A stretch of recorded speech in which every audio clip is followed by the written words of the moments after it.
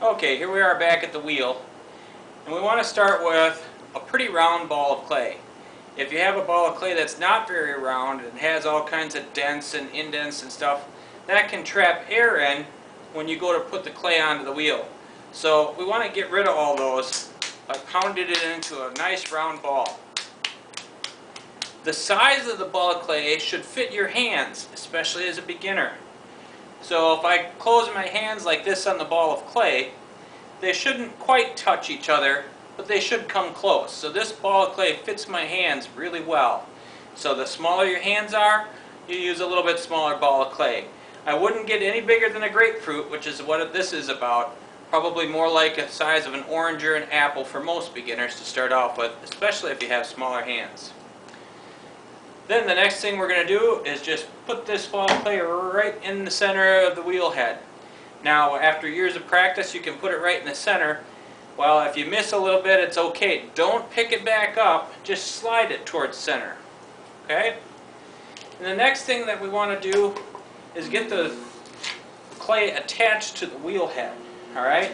So I'm just going to pat it down while the wheel turns slowly. This is doing two things. One, it's helping that clay get into that centered lump already, and two, it's getting all this clay down here nice and attached to the wheel head.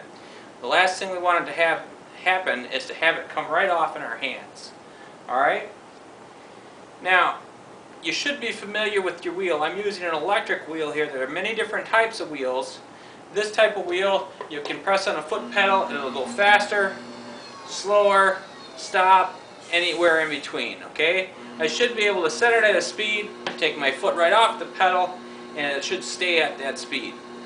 That's really what I recommend for beginners to get going here. The tools I have are simple and few.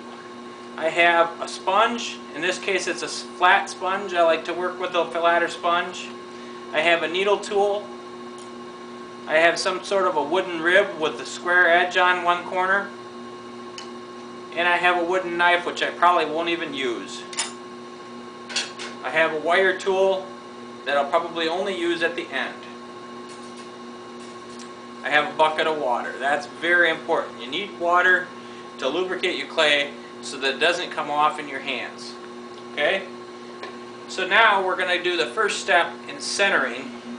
And we're going to get the wheel going pretty fast. Okay? Set it fast and let it go. Now, a couple of things here when we're touching clay. Anytime we touch clay, we want to have some level of water on the clay so that it doesn't, the friction doesn't make it come right off in our hands. Right now it's really sticky and I'm slowing the wheel down, okay? See how it caught on my hands there? I don't want that to happen, so I do want water on the clay. And you can just take your sponge and lightly wipe the clay down like this. That gets water over the clay. There's many different methods to do it. This works great. You can also just dip your hands in the water and get it on there. So now I can touch the clay and it doesn't have any friction. It doesn't slow the wheel down at all or anything like that. It's just what I want. Okay. Anytime I touch the clay, I want to use what I call a wave of pressure. And what that means is if you think of a wave way out on the ocean, that wave slowly builds pressure, peaks, and then slowly recedes in pressure. Alright? So that's what we're going to do, is we're going to touch this, slowly increase our pressure, peak, hold it, and then slowly recede. Okay? If I don't do that, watch what happens. I'm going to go ahead and push on this nice and hard, and I'm going to let go quickly. See what happens? It's all out around and wobbly. Okay? We're not looking for that. We want it to go nice and slowly. Now, one of the things I just did in that demonstration that you're going to need to do is attach the bottom. So this bottom part right here, I just want to kind of get my hands on there and press that down so it's nice and attached. Okay? From here, let's think back to our marker board drawing where we had arrows pointing down. Okay, so underneath my finger, all the way at the wheel head, is that bottom center molecule of clay. That's what we want to try and get some pressure on. So I've got to put pressure here, here, here, here, here, here, here, all pointing towards that. The wheel spinning around fast makes it so I'm touching everything. Okay? So I can do that many different ways. I'm going to show you a couple different ways. It doesn't matter what works for you. That's the one that you should use. The biggest thing to keep in mind is that you're not just using your hands, you're using your entire body to press on this clay. Even as big and strong as I am, I can't press on this clay with just my hand strength. You will notice I'm working with what's called short arms. Okay? Hi, how you doing? My arms are cut off and they're only this long because right here they're attached to my leg really solidly. And that way I now can push with my body. I lean in and out and use my body. My hands, all they do is redirect the pressure that my body puts on this clay. And if I use the weight of my body, I can move this clay all around. That's the key. So let's keep those elbows down, nice and firmly planted on your legs. Don't let them come up like this. That's the bad sign. And then all I'm going to do in this case is I'm going to try and push straight this way, and I use my thumbs to push down on top. And I'll try and push that clay towards that bottom center molecule of clay. I'm going to gently release, remember that wave of pressure. Okay? And now because my hands aren't shaped as perfectly as I can draw on the marker board, this isn't quite what we had on the marker board, but it's pretty close to that design. It's sort of a dome all the way through. And you'll notice it doesn't even really look like the clay is spinning. That means it's centered. Okay? But let's knock it off center by not using a wave of pressure, and let's use a different method. Okay?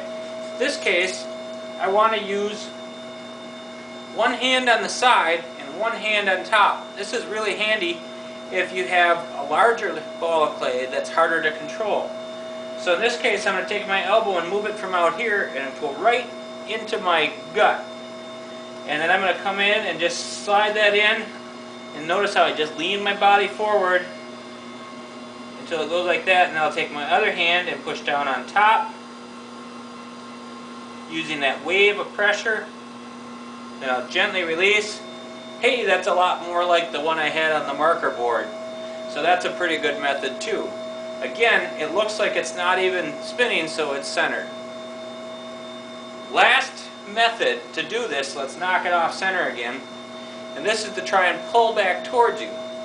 So if you take your hands and just cup them naturally, so just a little arc, fingers together, and then make them really stiff, like you're going to karate chop something, but don't karate chop something. And then you take one hand and put it here, and the other hand and put it here, elbows firmly on your legs, put your hands on the clay and lean back. Gently release, and look at that, we have it centered again.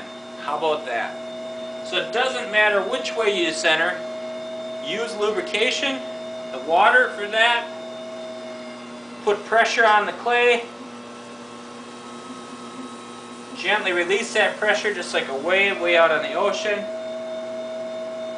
Notice I never stop the wheel. That's the biggest thing. When people have their foot on the pedal, they'll stop the wheel a lot. So I didn't even need to stop the wheel at all. Alright, that's centering.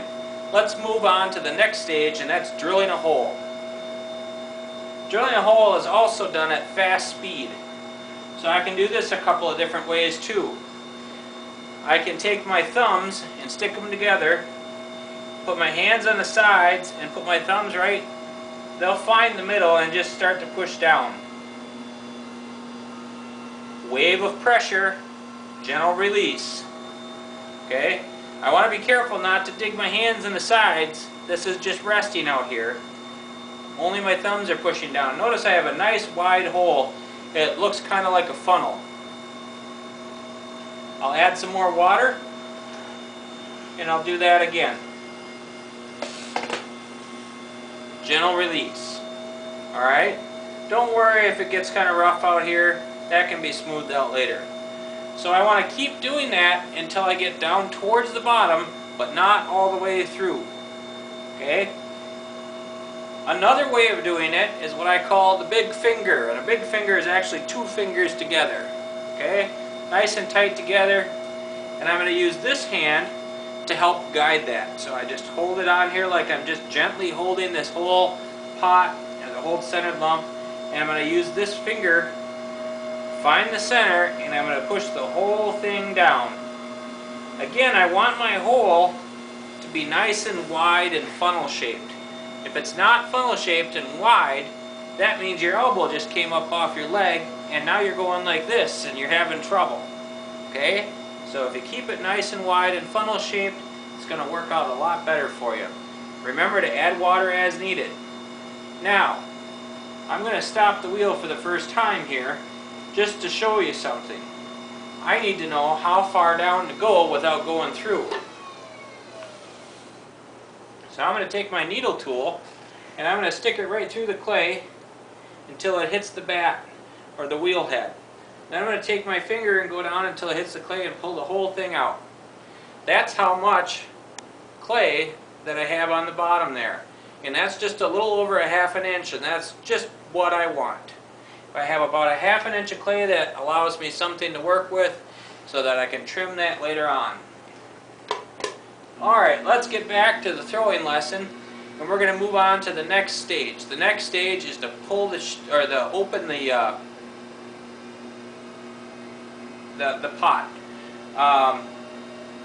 And actually, many people use the drill and the open as one stage, and that's why I only have it listed as one stage up there is to open it. So drilling, which is what I just did, and opening are often combined into the same step. And when you see a production potter do it, they go from one step right into the next movement. So I'm going to go with this big finger method of opening this to show you because I think it works best. We'll go back out to this, and I'm going to take that big finger and I'm going to make it into a hook now. So I take that hook and I put it in the center of the bowl, and I'm just going to lean back. And I want my finger to go straight across the bottom of the bowl. We're going to take a break here so we can get the camera closer and concentrate more on what my fingers are doing at this point than what I look like.